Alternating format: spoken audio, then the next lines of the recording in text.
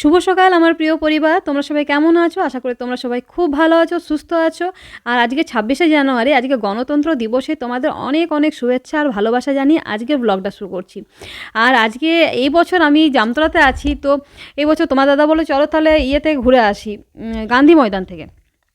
তো এই যে আমরা গান্ধী ময়দানে চলে এসেছি, আর এখানে এত এত ভিড়, এত লোকের ভিড়, মানে যেন মনে হচ্ছে মেলা লেগেছে, এত ভিড়। আর নানা রকম প্রজেক্টের উপর এগুলো সাজিয়েছে, নানা রকম প্রজেক্টের ওরা মানে নিজেদের পরিদর্শন করেছে আর কি, সব স্কুল থেকে স্টুডেন্টরা করছে। তো এখানে দেখো এগুলো জানি না কারা করেছে, এগুলো স্টুডেন্ট বা করেছে বা অন্য কেউ করেছে, যাই হোক প্রজেক্টের উপর কাজ করেছে ওরা। তো বন সংরক্ষণ, তারপর এই যে কিছু কিছু ছোটো ছোটো স্টুডেন্টগুলো কিছু সায়েন্সের কিছু প্রজেক্ট বানিয়েছে। এখানে পুলিশ ছিল, তারপর এখানে মানে দেখাচ্ছিল আর কি যে গ্যাস যদি হঠাৎ করে গ্যাসে আগুন লেগে যায় সিলিন্ডারে, তাহলে সেটা কিভাবে নেভানো যায়। তো অনেক শিক্ষামূলক জিনিস এখানে আমি দেখলাম, অনেক কিছু মানে দেখার ছিল। তারপর এখানে কিছু পুলিশ আছে, কিছু এনএসসি আন্ডারে কাজ করে তারা আছে, কি অনেক স্টুডেন্ট আছে, যার মানে সাইডে আছে আর কি।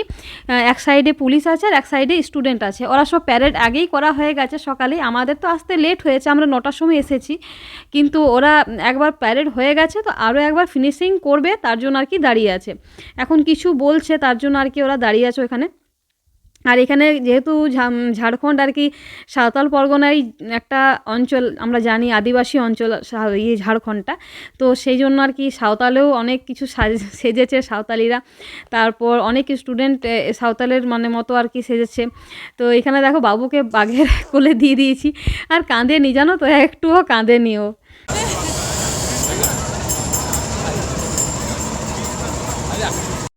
দেখো কি পরিমাণ ভিড় আছে, আর এত বড় মাঠটা, পুরো এই মাথা থেকে ওই মাথা প্যারেড হলো, কি সুন্দর লাগছিল না দেখতে, কি বলবো আর।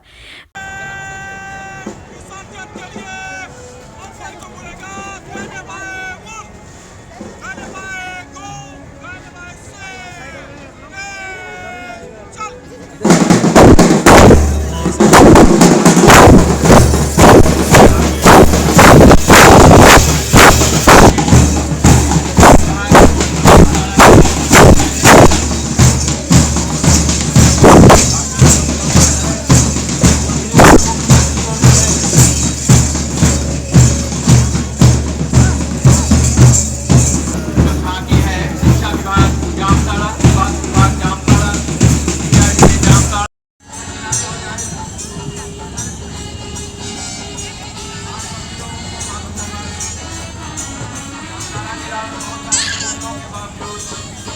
নাচো নাচো নাচো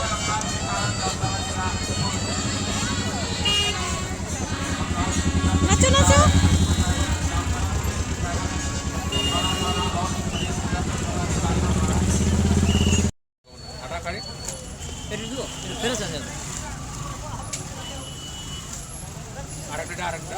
পনেরো টাকা দিলে সবাই জিনিস না না 10 টাকায়। দেখো, তোমাকে তোমাকে সবটাই লাগাই দিল, এককে মারো না।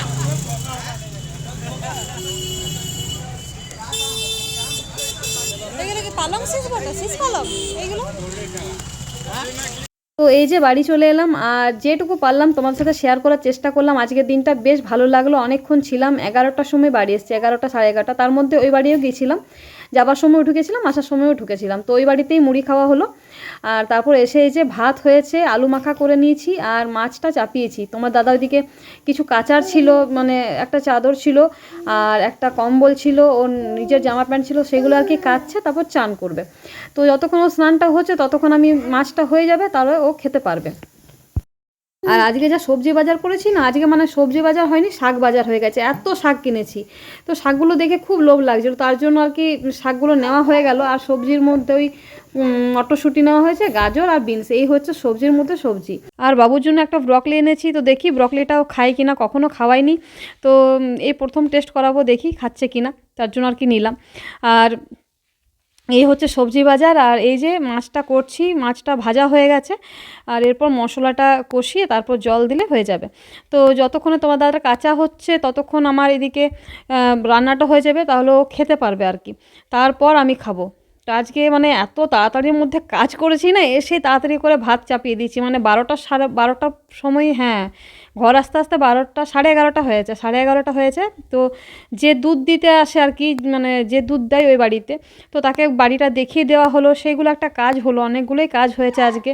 তো ভালোই হলো, এবার কাল থেকেও কাকুটা নিজেই আবার বাড়িতে এসে দুধ দিয়ে যেতে পারবে, এটা একটা সুবিধা হলো। নাহলে তোমার দাদা একটুও রেস্ট পাচ্ছিল না খেয়ে, ওই দৌড়তে হচ্ছিলো আবার দুধ আনতে, সেটার জন্য আর কি। তো চলো, এই যে আমার রান্না বান্না শেষ, খেতেও বসে পড়েছি, আর তোমার দাদা খাওয়া হয়ে গেছে, এবার বাবুকে নিয়ে গেছে আশ্রমের দিকে, তো ওকে একটু ওই দিকে ঘোরাবে, ততক্ষণ আমি খেয়ে ধুয়ে এগুলো সব পরিষ্কার করে নেব। আর এই যে দুপুরের মেনু আজকে আলু মাখা, মাছের ঝোল আর ভাত। তো বেশ টেস্টি হয়েছে খাবারটা, কারণ মাছ অনেকদিন পর খাচ্ছি, তোমাদের দাদা ছুটি থাকলে তবেই মাছ খাওয়া হয়, নাহলে আর মাছ খাওয়া হয় না, মাছটা অনেক কম হয়ে গেছে এখানে এসে। তো চলো, খাওয়া দাওয়া খেয়ে তারপর একটু রেস্ট করব, ধোয়া পোছা আছে, অনেক কাজ আছে। তো চলো, আজকে ব্লগটা এখানেই শেষ করছি, আসছি নতুন একটা ভিডিও নিয়ে। ঝাড়খণ্ডে কেমন গণতন্ত্র দিবস মানানো হয় সেটা তোমার সাথে শেয়ার করতে পেরে খুবই ভালো লাগছে।